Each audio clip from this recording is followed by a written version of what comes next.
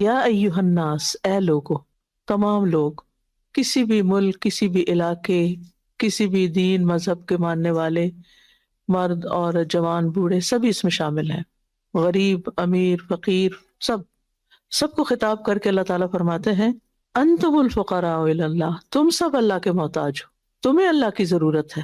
بعض اوقات ہم عبادت کرتے ہیں تو ہم سمجھتے ہیں کہ شاید اللہ کو ہماری ضرورت ہے اس لیے ہم سے عبادت کروا رہا ہے۔ نہیں، اللہ کو کوئی ضرورت نہیں ہے۔ اگر اس نے ہم پر عبادت فرض کی ہے تو یہ بھی دراصل ہمارے فائدے کے لیے، ہمیں اس عبادت کی ضرورت تھی۔ جو احکامات ہمیں اللہ تعالیٰ نے حلال و حرام کے دیے ہیں وہ بھی دراصل ہماری ضرورت ہے، کیا کرنا چاہیے کیا نہیں کرنا چاہیے، یہ جو اللہ تعالیٰ نے ہمیں بتا دیا یہ بھی دراصل ہمارے فائدے کا ہے۔ عام طور پر آپ دیکھیے کہ جب ماں باپ اپنے بچوں کو کچھ باتیں بتاتے ہیں، بیٹا یہ کر لو، کھانا کھا لو، نہا لو، ہوم ورک کر لو، تو بچے کیا ساری باتیں مان لیتے ہیں؟ یہ فوری طور پہ مان لیتے ہیں۔ اور جب ان کو کسی چیز سے روکتے ہیں کہ اب بس اسکرین ٹائم ختم ہے، اب تم سو جاؤ، اب زیادہ جاگ نہیں سکتے، نہیں دوستوں کے ساتھ نہیں جا سکتے، تو عام طور پر کیا ہوتا ہے؟ وہ تنگ پڑتے ہیں کہ ہمیں کیوں اتنی انسٹرکشن دی جا رہی ہیں۔ وہ یہ نہیں سمجھتے کہ ان کا فائدہ کیا ہے ان کو فالو کرنے میں۔ اسی طرح ہمارا حال کیا ہے؟ اللہ سبحانہ وتعالیٰ نے جتنے بھی احکامات دیے ہیں وہ دراصل ہمارے فائدے کے لیے دیے ہیں۔ ماں باپ کو نظر آ رہا ہوتا ہے کہ کیا چیز بچوں کے فائدے میں ہے اور کیا چیز فائدے میں نہیں ہے، لیکن بچوں کو وہ فائدہ اور نقصان سمجھ نہیں آتا، لہٰذا کچھ بچے جو مان لیتے ہیں والدین کی بات وہ کامیاب ہو جاتے ہیں۔ اور آپ نے عام مشاہدے میں یہ دیکھا ہوگا کہ جو بچے والدین کی بات نہیں مانتے، نہیں پڑھتے، نہیں اپنے عادات کو بدلتے، پھر وہ زندگی میں کامیاب نہیں ہوتے، وہ بہت سی ٹھوکریں کھاتے ہیں۔ یہ تو ہے انسانوں کا حال اور انسانوں کی بات، اور انسانوں میں سے جو سب سے زیادہ ہمارا خیر خواہ ہے ہمارے والدین، ان کی بات نہ ماننے کا نتیجہ۔ اور کہاں اللہ سبحانہ وتعالیٰ جو ہمارا خالق ہے، ہمارا مالک ہے، اور الرحمن اور الرحیم ہے، جو سب سے زیادہ ہمارے لیے مہربان ہے، جس نے ہمیں پیدا کیا ہے، جو ہمارے فائدے اور نقصان کو سب سے زیادہ سمجھتا ہے۔ الا یعلم من خلق وهو اللطیف الخبیر، کیا وہی نہیں جانے گا جس نے پیدا کیا؟ وہ تو سب کچھ جانتا ہے، ہمارا ظاہر بھی، ہمارا باطن بھی، ہمارے خیالات بھی، ہماری ضروریات بھی، وہ ہر چیز جانتا ہے۔ تو اس نے ہماری ضرورت کے مطابق ہمیں احکامات دیے ہیں۔ نماز پڑھنے کا اگر حکم دیا ہے، یا روزہ رکھنے کا دیا ہے، یا زکوٰۃ دینے کا، یا صدقات دینے کا، یا والدین کے ساتھ احسان کرنے کا، یا رشتہ داروں کے ساتھ جوڑ کے رکھنے کا، یا یتیموں مسکینوں اور ضرورت مندوں کا خیال رکھنے کا، تو یہ سب کچھ دراصل اللہ سبحانہ تعالیٰ نے جتنے بھی احکامات دیے ہیں ہمارے ہی فائدے کے لیے دیے ہیں۔ ان میں سے ایک ایک کے اندر ہماری ہی بھلائی ہے، اور جتنی چیزوں سے اللہ سبحانہ تعالیٰ نے ہمیں روکا ہے ان سب میں ہمارا نقصان ہے۔ کوئی ایسی چیز نہیں کہ جو حرام کی گئی ہو اور اس میں ہمارے لیے فائدہ ہو، بلکہ ہمارے لیے نقصان ہی ہے۔ وہ نقصان اور فائدہ اللہ سبحانہ تعالیٰ ہم سے زیادہ سمجھتا ہے۔ لہٰذا بندوں کی عافیت اسی میں ہے کہ وہ اللہ تعالیٰ کی غیر مشروط اطاعت کریں، اور جو حکم جب بھی ملا ہے اس کو خوشی کے ساتھ فالو کریں۔ تو یا ایھا الناس انتم الفقراء الی اللہ، اے لوگو تم سب اللہ کے محتاج ہو۔ اور اگر انسان اپنی محتاجی کو دیکھے تو آپ دیکھیں ماں کے پیٹ سے لے کے پیدا ہونے کے بعد اور پھر بڑے ہونے تک ہر سٹیپ پر انسان اللہ ہی کا محتاج ہے۔ وہ کھلاتا ہے تو ہم کھاتے ہیں، وہ نہ دے تو ہم کچھ بھی نہیں کر سکتے۔ وہی شفا دیتا ہے، وہی ہماری ضروریات پوری کرتا ہے، ہر طرح کی جسمانی، روحانی، جذباتی، ہر طرح کی ضروریات وہی ہماری پوری کرتا ہے، اور ہم اسی کے محتاج ہیں، اس کی رحمت کے محتاج ہیں، اس کے فضل کے محتاج ہیں، اس کی نعمتوں کے محتاج ہیں۔ اور نہ صرف یہ کہ اس دنیا میں، بلکہ مرنے کے بعد بھی۔ قبر میں کون ہوگا ساتھ؟ کوئی بھی نہیں، اور صرف اس کی رحمت ہی کام آئے گی، کوئی ایک بھی نہیں، صرف تنہائی ہوگی اور ہم ہوں گے۔ اور جس نے دنیا میں اللہ کو یاد کیا ہوگا وہ وہاں بھی اس کے لیے پھر روشنیاں ہوں گی اور باغ ہوں گے اور راحتیں ہوں گی، روح و ریحان ہوگا۔ اور جس نے اس کو نہیں مانا تو فرمایا یا ایھا الناس انتم الفقراء الی اللہ واللہ هو الغنی الحمید، اور اللہ بے نیاز بھی ہے اور قابل تعریف بھی ہے۔ تم اس کی عبادت کرو یا نہ کرو، اس کو کوئی فرق نہیں پڑتا، وہ تمہاری عبادت سے بے نیاز ہے، وہ ذکر سے بے نیاز ہے، وہ تمہارے صدقہ خیرات سے بے نیاز ہے، وہ تمہاری مشقتوں سے بے نیاز ہے، اس کو تمہاری ضرورت نہیں ہے۔ لیکن ہاں، اگر تم اپنی خوشی سے اس کی عبادت کرو گے، وَإِن تَشْكُرُوا يَرْضَهُ لَكُمْ، اگر تم شکر ادا کرو گے تو وہ اس پہ راضی ہوگا، اس پہ وہ خوش ہوگا۔ تو اس لیے کتنا ضروری ہے کہ ہم اپنی حیثیت کو اور اللہ پاک کے مقام اور مرتبے کو سمجھیں اور جانیں کہ ہم کیا ہیں اور ہمارا رب کون ہے۔ لیکن جب ہم یہ چیز سمجھتے نہیں، اپنے آپ کو نہیں سمجھتے اور اپنے رب کو نہیں جانتے، اپنے رب کی معرفت حاصل نہیں کرتے، تو پھر ہمیں اس دنیا میں اس دین کا اور اللہ تعالیٰ کے احکامات کا کوئی مقصد سمجھ نہیں آتا۔ پھر ہم بھی بچوں والا سلوک کرتے ہیں، جو چیز ہماری مرضی کی ہوتی ہے وہ کر لیتے ہیں، جو چیز مرضی کی نہیں ہوتی وہ نہیں کرتے، اور یہ بھول جاتے ہیں کہ اگر ہم نے اسی طرح زندگی بسر کی تو کل جب ہمارا نامہ اعمال تولا جائے گا، ہماری نیکیاں اور بدیاں آمنے سامنے لائی جائیں گی، اور اگر ہماری غلطیاں زیادہ نکل آئیں تو پھر سزا بھی ملے گی۔ اس چیز کو ہم بھول جاتے ہیں۔ تو اس لیے بہت ضروری ہے کہ انسان اللہ سبحانہ و تعالیٰ کی پہچان کرے۔ اللہ سبحانہ و تعالیٰ کی پہچان قرآن مجید کے ذریعے ہوتی ہے، اللہ تعالیٰ کی پہچان اس کے اچھے اچھے ناموں کے ذریعے ہوتی ہے۔ اس لیے ہم میں سے ہر ایک پر لازم ہے کہ ہم اس علم کو حاصل کریں اور اللہ تعالیٰ کے کلام کے ذریعے اللہ کو پہچانیں اور اس کو جانیں اور اس سے محبت کریں، اس سے ہیبت رکھیں، اس سے حیا رکھیں، اس سے انس رکھیں، اس کی خشیت رکھیں، اس کا خوف بھی ہمارے دلوں میں ہو، اور اس کے ساتھ ایک اچھا تعلق ہمارا ہو، ایک مضبوط تعلق ہو، اس کی یاد ہر لمحہ ہمارے دل میں ہو۔ پھر فرمایا ان یشاء یذہبکم ویأتی بخلق جدید، اگر وہ چاہے تم سب کو لے جائے، تم اس کی مجبوری نہیں کہ اس کی کوئی مجبوری ہے کہ اس کی دنیا کا کام چلتا نہیں تو لہٰذا تمہیں رکھا ہوا یہاں تمہاری نافرمانیوں کے باوجود، ایسا کچھ بھی نہیں ہے۔ وہ جب چاہے، جس لمحہ چاہے، جس کو چاہے لے جائے، اور یہ ہم اپنی آنکھوں سے دیکھتے نہیں رہتے اور اپنے کانوں سے سنتے نہیں رہتے کہ کھڑے کھڑے جان نکل گئی، راستے میں ہارٹ اٹیک ہو گیا، جوان لوگ، یعنی نہ تو کسی عمر کی قید ہے کہ اتنے سال کے ہوں گے تو فوت ہوں گے، نہیں، کچھ بھی پتہ نہیں، بیمار پڑے رہتے ہیں اور صحت مند چلے جاتے ہیں۔ تو ہمیں اس بات سے بالکل اس بات کو اچھی طرح سمجھ لینا چاہیے کہ ہم اللہ تعالیٰ کی مجبوری نہیں ہے، وہ جب چاہے لے جا سکتا ہے۔ ان یشاء یذہبکم، جب چاہے تمہیں لے جائے، وَيَأْتِ بِخَلْقٍ جَدِيدٍ، اور نئی مخلوق پیدا کر دے، اور نئی مخلوق میں نئے انسان بھی ہو سکتے ہیں اور کوئی اور نئی مخلوق بھی ہو سکتی ہے۔ اللہ نے جنات بھی پیدا کیے ہیں، فرشتے بھی پیدا کیے ہیں، انسان بھی پیدا کیے ہیں، حیوان بھی پیدا کیے ہیں، سمندر میں، خشکی میں، ہواؤں میں، فضاؤں میں اور پلانٹس پہ اللہ نے جس کو چاہا ہے پیدا کیا، اور جنت میں تو پھر اور بھی غلمان بھی اور حوریں بھی اور مخلوقات بھی ہیں۔ تو اللہ دنیا میں بھی کسی اور مخلوق کو پیدا کر سکتا ہے۔ ہم سے پہلے یہاں پر جنات تھے اس زمین پر، اس پلانٹ پر، لیکن جب انہوں نے اللہ تعالیٰ کی نافرمانی کی تو پھر اللہ سبحانہ وتعالیٰ ان کو لے گیا اور ہمیں پیدا کیا، اور اسی لیے ہمیں خلیفہ کہا گیا۔ خلیف کہتے ہیں پیچھے آنے والے کو، اور اگر اب ہم نہیں کچھ کریں گے تو جانا تو ہے ہی، وہ لے جائے گا۔ اور آپ دیکھیں کہ ہر 100 سال کے بعد اس زمین کے اوپر بالکل ایک نئی جنریشن آ چکی ہوتی ہے اور پچھلی ساری وائپ آؤٹ ہو چکی ہوتی ہے۔ کوئی کہیں نشان نظر آتا ہے کہ جس کو اللہ تعالیٰ لمبی عمر دے دے، ورنہ ہر چیز تبدیل ہو کر رہ جاتی۔ میں کسی بھی آبادی میں جب جاتی ہوں تو کبھی کبھی میں سوچتی ہوں کہ 100 سال پہلے یہاں کون رہتا ہوگا، اور وہ کیسے رہتے ہوں گے، اور وہ کیا کرتے ہوں گے، اور ان کے بھی اسی طرح خوشیاں اور غم ہوں گے، اور ان کی بھی امیدیں ہوں گی، اور انہوں نے بھی دنیا کو آباد کیا اور بسایا اور رکھا، اور پھر آج وہ کہیں ان کا نام و نشان تک نہیں، قبروں کے نشان تک مٹ جاتے ہیں۔ انسان تو انسان ہے۔ کبھی کسی گھر میں جاتے ہیں نا تو لوگوں نے اپنے باپ دادا کے دادا کی بھی تصویریں لگا رکھی ہوتی ہیں۔ میں سوچتی ہوں کہ یہ کہاں پڑے ہیں اس وقت، اور اس جنریشن تک ہو سکتا ہے کوئی یاد رکھے، اس سے آگے تو ان کا کوئی تعلق نہیں۔ وہ پنجابی کا ایک محاورہ نا، پڑھ پیا تے ساگ گیا، اس کا مطلب یہ ہے کہ پردادا بنے تو وہ رشتہ ہی ختم ہو جاتا ہے۔ اور آج کی جنریشن تو دادا کیا باپ کو بھی نہیں سمجھتی کچھ، تو انہوں نے پردادوں کو کہاں یاد رکھنا ہے۔ تو اپنے لیے خود کچھ کرنا ہے تو کر لیں، ورنہ اللہ کے آگے ہماری حیثیت کچھ بھی نہیں۔ ہاں، اللہ تعالیٰ خوش ہوتا ہے، راضی ہوتا ہے جب انسان اپنی خوشی سے، اپنے دل سے، اپنی رضا سے اس کو راضی کرتا ہے۔ پھر فرمایا وَلَا تَزِرُ وَازِرَةٌ وِزْرَ أُخْرَىٰ، کوئی بوجھ اٹھانے والا کسی کا بوجھ نہیں اٹھائے گا۔ اس لیے کسی کی باتوں میں آ کر کسی کو فالو نہیں کرنا چاہیے۔ فالو صرف قرآن و سنت کو کرنا چاہیے،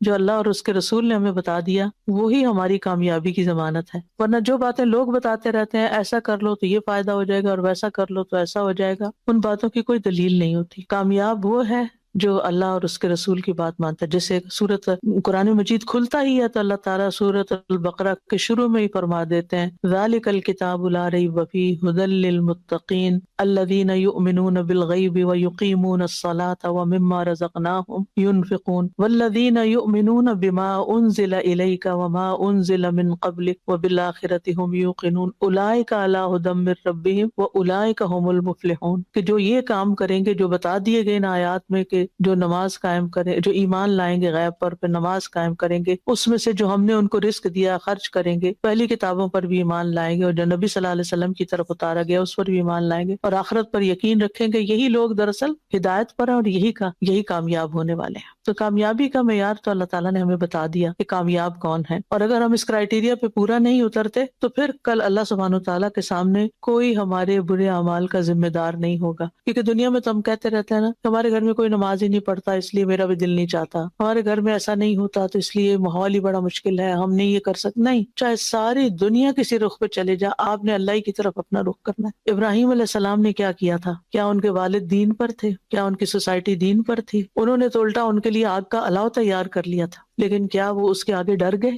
نہیں، انہوں نے کیا کیا؟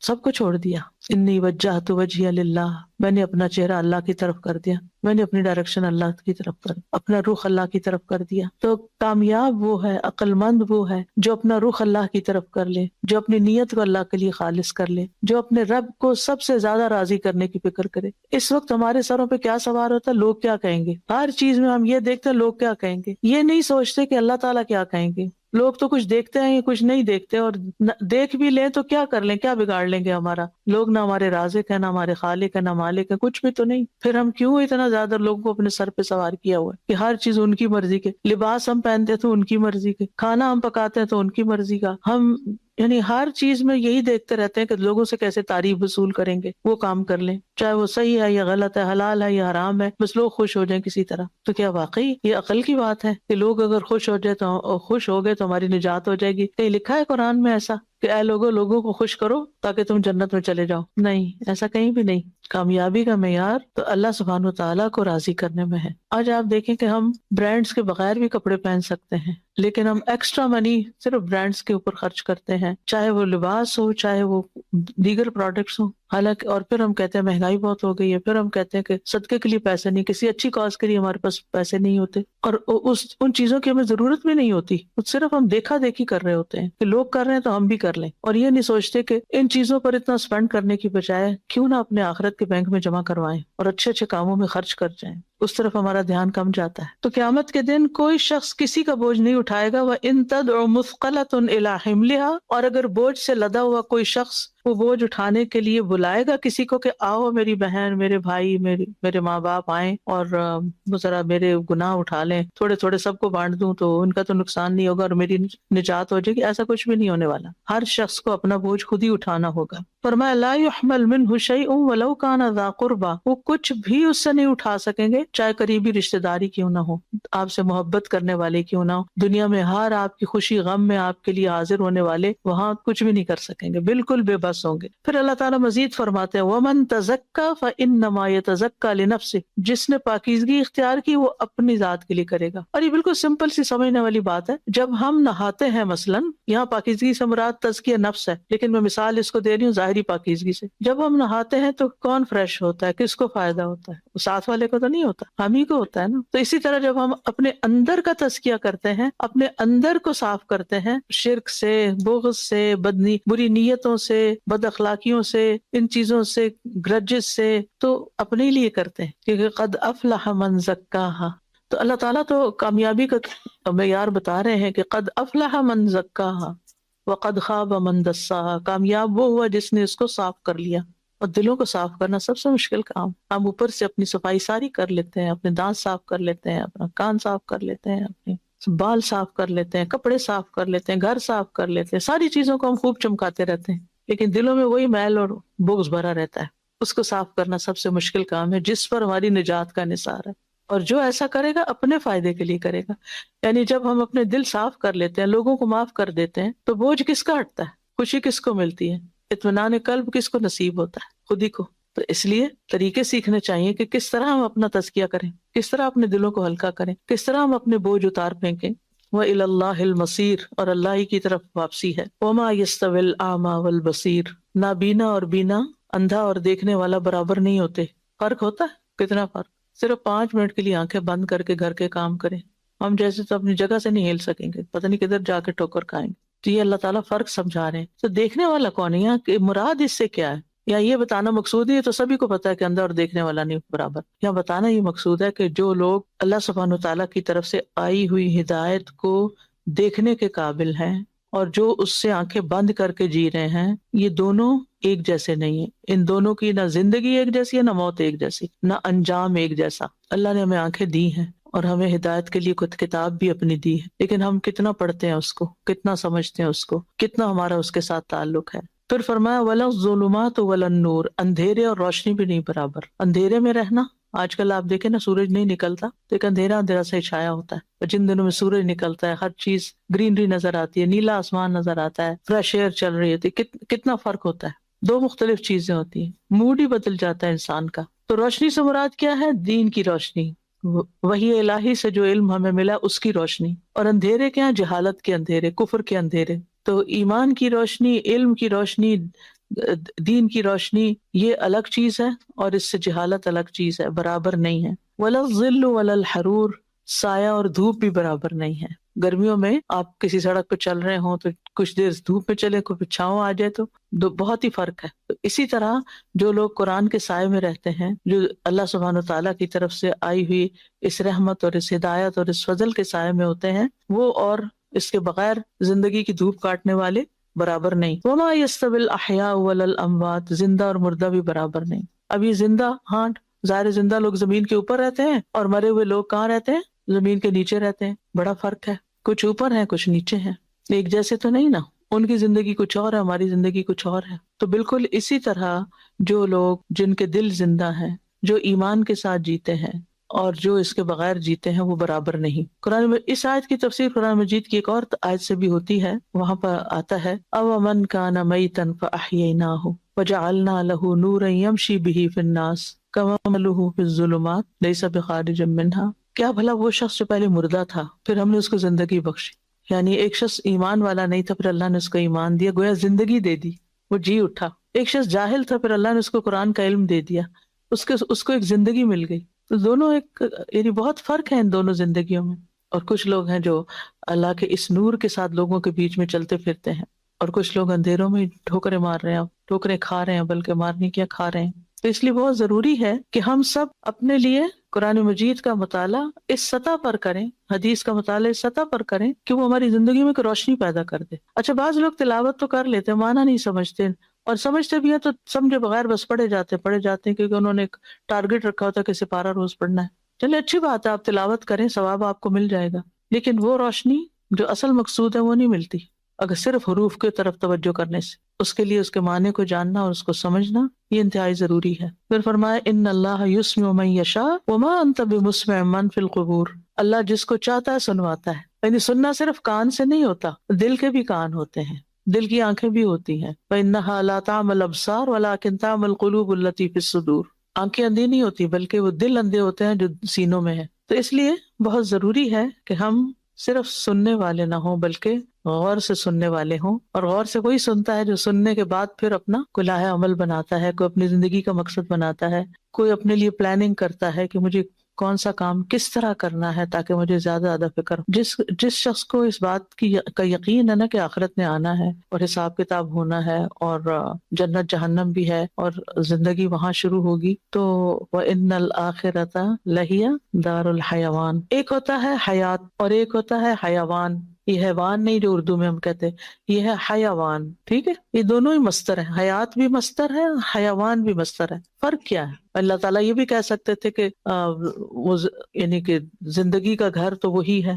حیوان جو ہوتا ہے یہ فعلان کے وزن پر، تھوڑا سا عربی گرامر ہے لیکن آپ دلچسپی کی بات ہے تو آپ کو اچھی سمجھ آ جائے گی بات کہ فرق کیا ہے دنیا اور آخرت کا. حیوان جو ہوتا ہے وہ فعلان کے وزن پر، فعلان نہیں فعلان زبر کے ساتھ. عربی کا قاعدہ یہ ہے کہ جس صیغے میں حرکت ہوگی فعلان، وہ جس چیز کو ریپرزینٹ کر رہا ہے اس میں بھی حرکت ہوگی. یعنی آخرت جو ہے وَإِنَّ الْآخِرَةَ لَهِيَ الْحَيَوَانِ، کہ آخرت ہی اصل میں زندگی ہے، کہ اس میں ہے حرکت. دنیا اس کے مقابلے میں ڈیڈ ہے. یہاں پر نہ وہ انجوائمنٹ ہے نہ وہ ایکسائٹمنٹ ہے. یہاں آپ کو ایک چیز ملنے کی خواہش ہوتی ہے، چلو نہیں ملی تو الگ پریشانی، مل گئی تو الگ پریشانی، اور آپ اس کے ساتھ مزید بوجھل ہی ہو جاتے ہیں. جتنی چیزیں زیادہ، جتنی نعمتیں زیادہ، اتنا بوجھ زیادہ پڑ جاتا ہے. لیکن آخرت کی جو جنت کی زندگی ہے وہ حیوان ہے، اس میں ہر روز ایک نئی حرکت، ایک نئی ایکسائٹمنٹ، ایک نیا فیز، ایک نئی چیز، یعنی کہ ایک لائف ہے وہاں۔ حیوان حرکت سے نا، یعنی کہ جہاں حرکت ہوتی ہے وہاں لائف ہوتی ہے۔ تو آخرت کی زندگی ہی اصل میں حرکت والی زندگی ہے، وہاں اصل میں یعنی خوشیاں اصل میں وہاں ہے۔ اور زندگی کیا ہوتی ہے؟ زندگی وہ نہیں ہوتی کہ انسان چل پھر رہا ہے مردوں کی طرح، زندگی ہوتی ہے جو دل حرکت میں ہوتا ہے انسان۔ جب دل مر جاتا ہے تو انسان مر جاتا ہے۔ کچھ لوگ جیتے جی جن کا دل مرا ہوا ہوتا ہے نا، وہ کسی چیز میں انٹرسٹ نہیں لیتے، تو وہاں دل بھی زندہ ہوگا، انسان بھی انسان کو ایسی زندگی ملے گی جسے کبھی بھی ختم نہیں ہونا۔ وہاں ایسے جسم ہوں گے جو کبھی فنا نہیں ہوں گے، وہاں ایسی جوانی ہوگی جو کبھی بڑھاپے میں نہیں بدلے گی، وہاں ایسی صحت ہوگی کہ جس میں کبھی کوئی بیماری نہیں آئے گی، وہاں ایسی خوشیاں ہوں گی کہ جس میں کوئی غم ہی نہیں ہوگا۔ لیکن ان کو پانے کے لیے پھر یہاں اس دارالعمل میں کچھ کرنا ہے، اور اپنی زندگی کو اللہ کی مرضی کے مطابق کرنا ہے، لوگوں کی مرضی کے مطابق نہیں، کیونکہ لوگوں کے تو اپنے انٹرسٹ ہے نا، ہر کسی کی اپنا خیال ہے، اپنی مرضی ہے، اپنا طریقہ ہے، وہ کس کس کو راضی کریں گے۔ تو اللہ تعالیٰ نبی صلی اللہ علیہ وسلم سے فرما رہے ہیں کہ آپ جو قبروں میں پڑے ہیں نا، ان کو نہیں سنوا سکتے، یعنی جو مر جاتے ہیں، جن کے دل مردہ ہوتے ہیں، جو قبروں میں ہیں، جو مر چکے ہیں، ان کو آپ نہیں سنوا سکتے، اور وہ اگر سن بھی لیں تو ان کو فائدہ ہی کوئی نہیں، انہوں نے وہاں سے اٹھ کے کرنا کیا ہے۔ تو انسانوں میں سے کچھ لوگ ایسے ہی ہوتے ہیں، وہ زندہ لاشیں جن کے دل مردہ ہیں، جو غور و فکر نہیں کرتے، جیسے اللہ تعالیٰ فرماتے ہیں نا، افلا یتدبرون القرآن ام علی قلوب اقفالها، کیا یہ لوگ قرآن میں تدبر نہیں کرتے، غور و فکر نہیں کرتے؟ کیا ان کے دلوں پہ تالے پڑ چکے ہیں، تالے لگے ہوئے ان کے دلوں پر؟ یعنی تم نے اچھا، جب کسی گھر کو تالا لگ جاتا ہے تو اس کا کیا مطلب ہوتا ہے؟ کہ کوئی اندر نہیں جائے گا، لاک لگا دیا، اندر کوئی نہیں جائے گا۔ یعنی تم قرآن میں غور و فکر نہیں کرتے، اپنے دل کو لاک لگایا ہوا ہے، اس میں قرآن نہیں اندر آ سکتا۔ اگر آپ کسی کے گھر جانا چاہیں اور وہ آگے سے کنڈی لگا لے، تالا لگا لے، تو کیسا لگے گا؟ کیسا لگے گا؟ آپ اپنے بیٹے کے گھر جانا چاہتے ہیں، اپنے والدین کے گھر جانا ہے، تو اپنا دروازہ بند کر لیتے ہیں آگے سے۔ تو قرآن کے لیے ہم نے یہی کیا ہوا، دروازہ بند کیا ہوا، غور و فکر نہیں کرتے، توجہ نہیں کرتے، اس کی گہرائی میں نہیں اترتے۔ ایک دفعہ پڑھ لینے کو کافی سمجھ لیتے ہیں، یا ناظرہ پڑھ لینے کو کافی سمجھتے ہیں، شعور بیدار نہیں کرتے۔ قرآن زندہ کتاب ہے اور زندگی بخشتی ہے، اس سے ہم اپنے دلوں کو زندہ نہیں کرتے۔ اب آپ کہ یہ کیسے کریں؟ ہم بہت طریقے ہیں کرنے کے، اگر نیت اور ارادہ ہو، اللہ تعالیٰ رستے دکھا دیتا ہے۔ وَالَّذِينَ جَاهَدُوا فِينَا لَنَهْدِيَنَّهُمْ سُبُلَنَا۔ پھر اسی سورت کی آیت نمبر 29 ہے، ان الذین یتلون کتاب اللہ واقاموا الصلاة وانفقوا مما رزقناہم سرا وعلانیۃ یرجون تجارۃ لن تبور۔ بے شک وہ لوگ جو کتاب اللہ کی تلاوت کرتے ہیں اور نماز قائم کرتے ہیں، اور جو ہم نے ان کو رزق دیا اس میں سے چھپے کھلے خرچ کرتے ہیں، وہ ایسی تجارت کی امید رکھتے ہیں کہ جسے گھاٹا ہونا ہی نہیں، جو برباد ہوگی ہی نہیں، لن تبور۔ اچھا، اب یہ جو پہلی بات شرط لگائی گئی، یتلون کتاب اللہ، ہم عام طور پر اس کا معنی اردو والی تلاوت لیتے ہیں، قراءت، ایک ہوتی ہے قراءت ریڈنگ، اور ایک ہوتی ہے تلاوت۔ تلاوت کا لفظ جو ہے یہ عربی زبان میں تلا یتلو تلون سے ہے، جس کا مطلب ہے پیچھا کرنا، پیچھے جانا کسی چیز کے۔ تو تلاوت اس ریڈنگ کو کہتے ہیں جس میں معنی سمجھ کے پڑھا جائے، جس میں معنی پر غور کیا جائے، میننگ جانے جائیں کہ قرآن کہہ کیا رہا ہے۔ ہم کسی اور کتاب کے ساتھ ایسا ظلم نہیں کرتے جو کتاب اللہ کے ساتھ کرتے ہیں۔ دوسری شرط کیا ہے؟ وہ اقام الصلاۃ، نماز قائم کرتے ہیں۔ نماز ان کی زندگی میں سب سے اہم ترین چیز ہوتی ہے۔ آپ لوگوں نے عصر کی نماز پڑھ لی؟ الحمدللہ۔ وَأَنفَقُوا مِمَّا رَزَقْنَاهُمْ، اور تیسری چیز، اس میں سے جو ہم نے ان کو رزق دیا وہ خرچ کرتے ہیں، سینت کے نہیں رکھتے، نکالتے رہتے ہیں۔ سوچیے اگر آج ہم مر جائیں تو ہماری چیزوں کا کیا ہوگا؟ ہمارے کس کام کی؟ ہمارا تو ہم سے تو جدا ہو گئی، ہم تو اس کے، ہماری جو اونرشپ ہے وہ بھی ختم ہو گئی نا، اب وہ ہماری نہیں رہی، وہ تو وارثوں کی ہو گئی فوراً۔ ہماری تو وہ ہے جو ہم نے کھا کے ختم کیا یا پہن کے پرانا کیا یا آگے بھیج دیا۔ اب تین چیزیں یہاں بتائی گئی ہیں کامیابی کے لیے۔ پہلی ہے علم، کتاب اللہ کی کو سمجھ کے پڑھنا۔ دوسری ہے عبادت، اور وہ ہے اقام الصلاۃ، جس میں نماز کی شرائط اور ان تمام چیزوں کو مد نظر رکھ کے پڑھنا۔ اور تیسری ہے حقوق العباد کی ادائیگی، دوسروں پر اپنا مال خرچ کرنا۔ اور اس میں صرف مال خرچ کرنا ہی نہیں، وہ مما رزقناہم، جو بھی ہم نے ان کو رزق دیا، جو چیز بھی دی ہے، علم دیا ہے، مال دیا ہے، وقت دیا ہے، صلاحیتیں دی ہیں، قوتیں دی ہیں، ان کو خرچ کرتے ہیں، ان کو استعمال کرتے ہیں، ان کو دوسروں کو فائدہ پہنچانے کے لیے استعمال کرتے ہیں، جو بھی ہم نے ان کو عطا کیا۔ مما رزقناہم، رزق کا مطلب ہوتا ہے عطا کرنا، دینا۔ جو بھی ہم نے ان کو بخشا ہے اس میں سے کھلے چھپے یعنی وہ ہر طرح سے کرتے ہیں، کبھی چھپا کے کرتے ہیں اور کبھی چھپا نہیں سکتے تو دکھا کے بھی پھر روکتے نہیں. کچھ لوگ کہتے ہیں نا وہ اچھا اگر ہم نے دکھا کے دی یعنی سامنے کوئی نیکی کی تو ہماری نیت خراب ہو جائے گی تو بہتر نہیں کرتے. نہیں، جو بھی موقع ہو جیسا بھی موقع وہ کام اپنا نیکی کا کرتے چلے جاتے. فرمائے یہ کس لیے؟ لیوفیہم اجورہم ویزیدہم من فضلہ، تاکہ ان کے اجر، اللہ تعالیٰ ان ساری چیزوں کو مزدوری قرار دیتے ہیں جن کی اجرت ملے گی جا کے، تاکہ ان کو ان کے اجر پورے پورے دے. ویزیدہم من فضلہ، اور انہیں اپنے فضل سے زیادہ بھی دے. یعنی اس سے پتہ چلتا ہے کہ اللہ تعالیٰ قیامت کے دن لوگوں کو صرف ان کے اعمال کا بدلہ ہی نہیں دے گا بلکہ جنہوں نے اچھا کیا ان سے خوش ہو کر راضی ہو کر زیادہ بھی دے گا. یزیدہم من فضلی، یزیدہم من فضلی، اس میں اضافہ بھی کرے گا. اور کتنا، یعنی ذرے کے ایک ذرے کو بھی اللہ تعالیٰ کتنا آنر بخشے گا. آتا ہے نا وَإِن تَكُ حَسَنَةً، اس سے پہلے ذرے کی بات آتی ہے. وَإِن تَكُ حَسَنَةً يُضَاعِفْهَا وَيُؤْتِ مِن لَّدُنْهُ أَجْرًا عَظِيمًا. یہ سورۃ النساء کی آیت ہے، پہلا حصہ میرے ذہن سے نکل گیا. یہ آیت مجھے بہت ہی میرے دل کو لگتی ہے کہ اللہ اتنا قدردان ہے. ہمیں نا شیطان یقین نہیں آنے دیتا کہ اللہ تعالیٰ قدردان ہے، کہ ہم جو نیکی کرتے ہیں اس پر کچھ ملے گا. ہمیں ہر وقت اس شک میں رکھتا ہے پتہ نہیں کوئی فائدہ ہو رہا ہے کہ نہیں، تم کیوں اپنے آپ کو اتنا کھپا رہی ہو، پتہ نہیں کچھ ملے گا یا نہیں. مثقال ذرۃ شاید آتا ہے، پتہ نہیں سورۃ، اس سے پیچھے چلیں کہ حافظ ہے تو مجھے بتایا یہ آیت اتنی خوبصورت ہے کہ میں سورۃ النساء ہے بھی کافی بڑی. ہاں، ان اللہ لا یظلم مثقال ذرۃ، ان اللہ لا یظلم مثقال ذرۃ وان تک حسنۃ یضاعفها ویؤت من لدنہ اجرا عظیما. سبحان اللہ، ایسا بدلہ تو کوئی بھی نہیں دیتا، کوئی بھی نہیں دیتا، ماں باپ بھی نہیں دیتے، دوست بھی ہے. یعنی کسی کے ساتھ آپ ساری زندگی بھی احسان کرے تو آپ کو اتنا بدلہ کوئی نہیں دے سکتا. اللہ ذرے برابر نیکی کو بھی ضائع نہیں کرے گا، اتنا رتی برابر بھی ظلم نہیں کرے گا. مثقال ذرہ، ذرہ تو نظر بھی نہیں آتا، اتنا چھوٹا ہوتا ہے. اور اگر وہ ذرہ آپ نے نیکی کا کر لیا، ذرے جتنی نیکی بھی کر لی، یضاعفها، اس کو ملٹیپلائی کرے گا، ملٹیپلائی بڑھاتا جائے گا، بڑھاتا جائے گا، بڑھاتا جائے گا. وَيُؤْتِ مِن لَّدُنْهُ، آپ کے اوپر نہیں چھوڑے گا کہ آپ نے اتنا کیا تھا تو بس اتنا. یہ تو ہم انسانوں کی ایسی عادتیں ہوتی ہیں کہ ایسے کو تیسا، لیکن وہاں تو اللہ کا فضل ہوگا. یؤتی من لدن، اپنے پاس سے دے گا، کیونکہ اللہ کے خزانے تو وسیع ہے نا. جو کچھ آسمانوں اور زمین میں سب اللہ ہی کا تو ہے. یہ آیت میں بڑی دل دہلانے والی، للہ ما فی السماوات وما فی الارض، ہر چیز کا مالک وہی ہے. اللہ ہی کے لیے حسر، اللہ ہی کے لیے جو آسمان اور زمین میں. جب کوئی ایک کھجور بھی خرچ کرتا ہے نا پاکیزہ مال میں سے اور خوش دلی کے ساتھ، تو اللہ تعالیٰ اس کو اپنے دائیں ہاتھ سے قبول کرتا ہے اور اس کو اس طرح پالتا ہے جیسے تم میں سے کوئی اپنے پچھیرے کو پالتا، حتیٰ کہ ایک لقمہ جو ہے وہ جبل احد کے برابر ہو جاتا ہے. اتنا بڑا اجر ملتا ہے، جتنا اخلاص اتنا بڑا اجر. تو اللہ سے تجارت کرنے والے تو کبھی ناکام رہ ہی نہیں سکتے. جو پیچھے ہم نے پڑھا، یہ اللہ سے کی ہوئی تجارت ہے نا.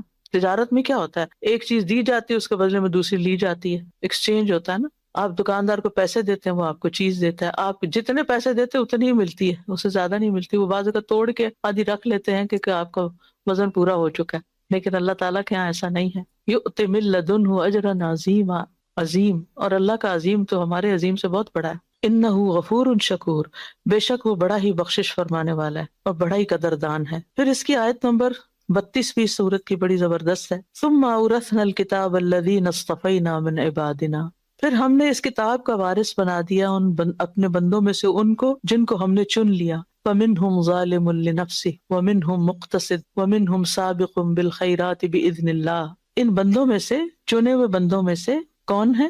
3 طرح کے لوگ، کچھ اپنی جانوں پہ ظلم کرنے والے، کچھ درمیانی چال چلنے والے، اور کچھ نیکیوں میں دوڑ لگانے والے ہیں اللہ کے اذن سے.